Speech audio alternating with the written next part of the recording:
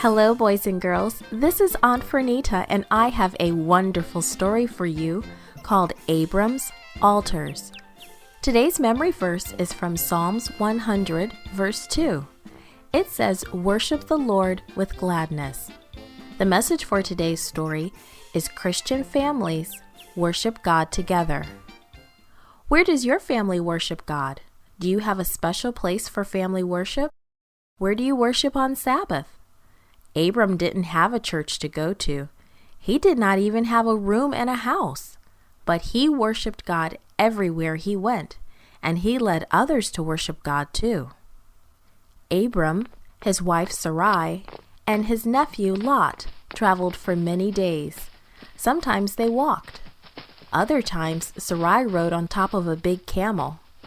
The servants ran back and forth trying to keep the herds of sheep and goats from wandering away. On their journey, people would come out to watch the large, strange caravan as it passed by. "Who are you?" they asked Abram. "Where are you going?" "I am Abram," Abram would answer. "I worship the only true God who lives in heaven. He told me to leave my home in the city of Ur and travel to a new country. I am obeying his words."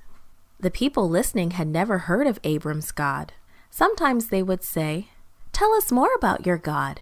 Some of the people who listened even decided to worship Abram's God, and then they joined Abram's big caravan. Finally, after a long journey, Abram and all the people with him crossed into the land of Canaan. They camped beside a great oak tree at a place called Shechem. That day, the Lord appeared to Abraham. He pointed in every direction. "Abram," God said, "I am going to give you this land to your children and to your children's children and their children." Abram saw that the people who lived in Canaan worshipped idols. They even worshipped their idols by the very tree where God had appeared to Abram. But Abram didn't worship their idols. Instead, he built an altar to the true God by that same tree. And he and his family worshipped God there. They thanked God for leading them throughout their long journey. They thanked him for keeping everyone safe. And they thanked God for keeping their flocks and herds safe too. When Abram left that place and the Canaanites came back to worship their idols, they saw the altar Abram had built to the one true God. They knew that the living God had been worshipped there. Abram, Sarai, Lot, and their servants, and all the people who joined them traveled further and further into the land of Canaan.